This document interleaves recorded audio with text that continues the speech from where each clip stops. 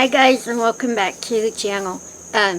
It rained again last night, and if you can't tell, it is quite humid today. Did get a sprinkle of rain when I was out feeding the chickens this morning, and yeah, a bit floofy.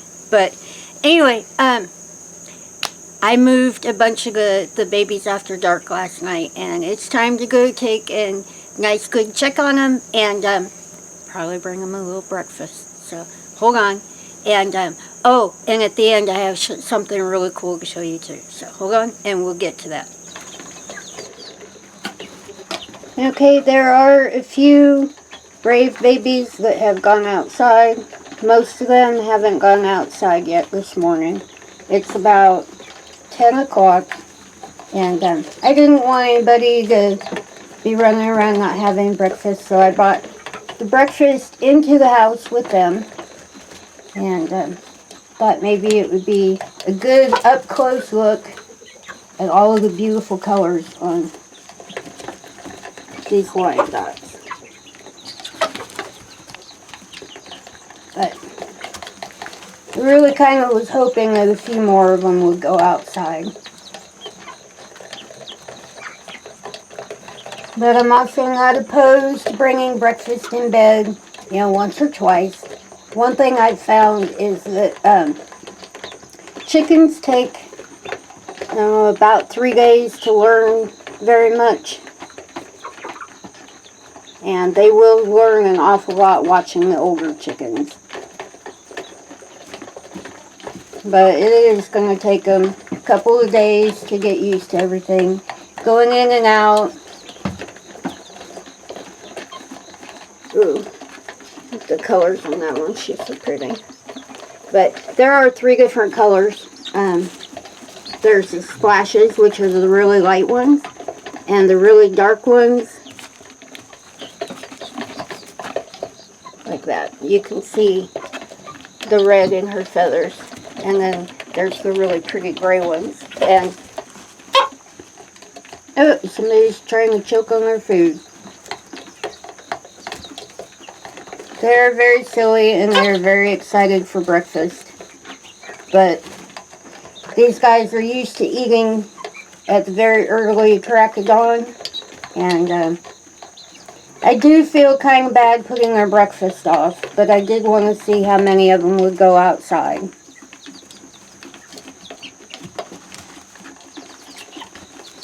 And the majority of them are still in here. And you probably hear a little squabbling in the background, because one thing that chickens like to do is establish their pecking order. And there's an awful lot of younglings, and I have 10 or 12 hens, and all the hens are going to want to establish their dominance before these guys get too much bigger. But I think that one right there has played in the water dish a bit too much. Her head is completely soaked. But I don't know how many of these guys in here are roosters yet. Nobody's started crowing. And we'll probably have another week or two before we really start noticing much in the way of sexing them. But fluffy butts. Looking at the fluffy butts. There's a really big pretty one right there. But yeah, this is me. I'm just sitting here cross-legged inside the chicken coop. And all of this bedding in here is really nice and clean. And when I came out to get everybody opened up and fed breakfast this morning, I did put extra feed out in the yard, obviously, because there's more chickens in here to feed. But I also put out 3 full dishes, and I spread a lot of feed out into the straw and stuff, so everybody could get a bite. If somebody was being, you know, a little bit of pain, nobody would go without eating. There's plenty of food spread out, and they have a giant water bowl. And there's the rooster stepping in for a second. And check on everybody. Don't worry, he doesn't bother me at all. He's just a big old goofball. One thing about these guys is they're actually very docile chickens, and they are more apt to peck at each other than they are at me, and I've never had any trouble with any of the roosters in this breed. But he is definitely in here surveying all the new babies, and they don't really seem to mind him all too much. They're more interested in eating breakfast. Yeah, but he will voice his opinion.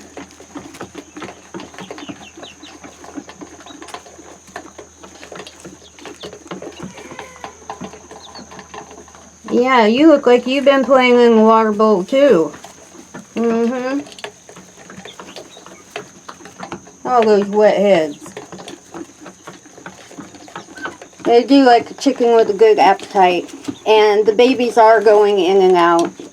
Maybe one or two at a time. Go out and come back in. But it would be really nice if they would all just go out there and go exploring a little bit. But, you know, it will take them a few days to get used to the new surroundings. The new pecking order. You know, they all knew their pecking order from the brooder. But those two just come in to check everybody out. I've got one hen sitting in there in the nest. I don't know if you can. There she is. But that's all these silly babies.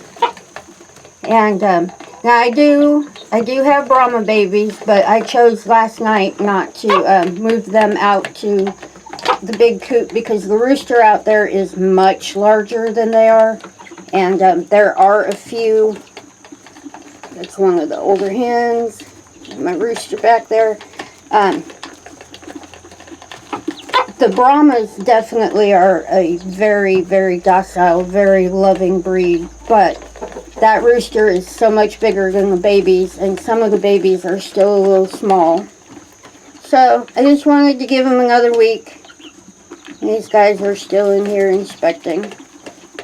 But hold on, and I'll go out and see what I can't see outside. We'll go see how many babies are outside. Hey, there are two little brave souls out running around. They wander out for a minute and then they go back in.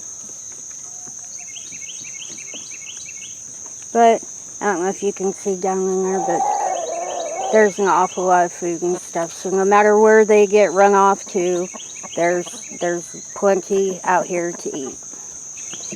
Yeah, they aren't wandering too far from the door. It's kind of odd trying to get a picture of them, but they are starting to wander out. I think breakfast and curiosity might be getting the better of them.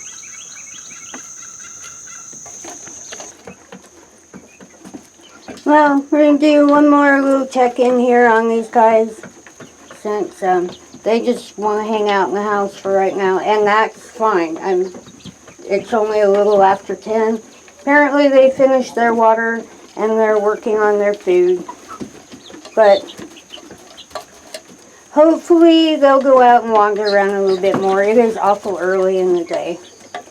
So just go ahead and let them finish up their breakfast. And I'll come back out in a little while and check on them again.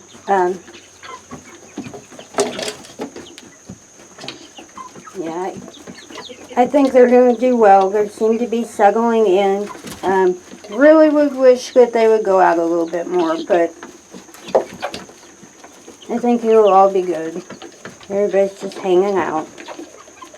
But one thing is nobody is tore up. There haven't been any fights. There's been, a few little snips here and there with the older hens, trying to put them in their place for their pecking order. So, all in all, they're doing really, really well. I'm really happy for it. And I will probably have to come out again after dark and just to make sure any of them that went out came back into the house for the night, because they won't really know how to do that unless they're paying attention to the older chickens. So I'm going to go ahead and get out of here. I'm going to let them do their thing for the afternoon, and then I'll check in on them again. Okay, so that's all the footage that I have. I knew that somebody would probably be worried about sitting in the coop with the rooster, but the roosters in that breed are very good boys, and I've never had any trouble out of any of them. Don't worry about it.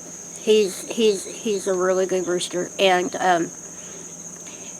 probably a bit more curious than the others, but I've never had any trouble with him. He's absolutely hilarious, and kind of wish the babies would go out a little bit more, but it is still early in the day, so everything will be good. But I do have kind of a, I guess it's a mail call, but it's from Mark. So, you know, once in a while you have to just do something silly because, you know, it's been that kind of year. And anybody who watches the channel knows that we have he does, not necessarily me, because they're his thing, and he absolutely loves cast iron. I do too, but he has quite a collection. And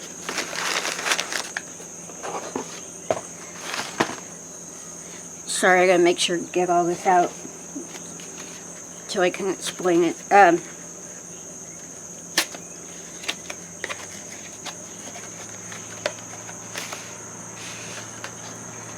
Alright, so now that I have filled everybody in on Mark's love of Lodge cast iron, I'm going to show you this.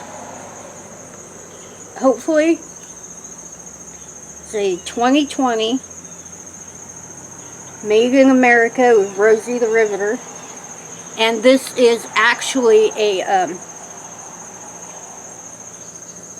collector's edition. It has an authenticity card. They are numbered. They only made 100 of these. This one in particular, the reason that they did that is it's actually polished and lacquered, and probably shouldn't use it, because if you use it you'll actually lower the value on it. So it's more of a collector's item, and it's absolutely cool. It's a 10.5 inch skillet, and it came with a certificate of authenticity, and it is numbered. It is the number is 27 out of 100. I'm not sure. Yeah, right there, 27 of 100. You know, with the way that 2020 has gone, thought maybe it might be something cool to just kind of help commemorate it. But it says 2020 Made in America, polished Rosie the Riveter 10.25 inch skillet. This Rosie the Riveter skillet was designed in celebration of the 100th anniversary of the 19th Amendment. It was cast, finished, and seasoned in South Pittsburgh, Tennessee at the Lodge Foundry. And the date of release on it is August 18th of 2020. If you can see that too. But that is so cool. And everybody has those things that they just love to collect. And it's one thing that Mark absolutely loves to collect. So I'm going to make sure to get this tucked back in and all nice and pretty. And we'll put it in my big cabinet. But I just had to show you because the craftsmanship and everything on it is just so pretty.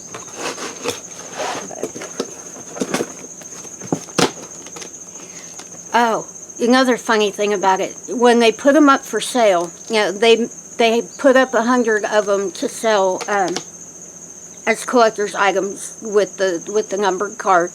But Mark said as soon as he saw it, he ordered it, but they sold out in like 5 minutes. They sold all 100 of them in 5 minutes. And they actually do sell one that isn't lacquered and polished, so it sells for an awful lot less. I think they're only like $20 or something. But you can still buy that particular design, but they have definitely sold out of the collector's edition ones. But anyway, probably should get back to business. Actually, what I want to do today is get the rest of the tomatoes picked, and tomorrow is my regular errand shopping trip kind of day, so I'm not exactly sure what I'll be doing video-wise tomorrow. But with picking the tomatoes, it's definitely time to go ahead and make some salsa. So I'm not sure if I'll get to that tomorrow evening, and the boys have been really busy, so we'll just kind of wing it tomorrow. But for today, I gotta get back to work because I have to keep my eye on the babies outside, and I have a little bit of straw I'd like to put in with the ducks, and I pick the tomatoes. Anyway, so I'll go ahead and get out of here. I've already talked your ear off enough. I tend to ramble sometimes, but anyway, if you're not subscribed to the channel, please subscribe. Don't forget to ring that little bell to let you know when something else goofy is going on. And if you enjoyed today's video, please give it a thumbs up. And I know that everybody's still recovering from the hurricane and all of that, and we still hold you all in our thoughts and prayers. If you have any comments, questions, suggestions, anything that you'd like to say, if you need somebody to just hear your story, please leave that in the little box below. I'm not 100% sure. I said that earlier, but definitely want to make sure that you know. So anyway, I gotta get back to work. Don't forget, we love you, and we'll see you in the next one.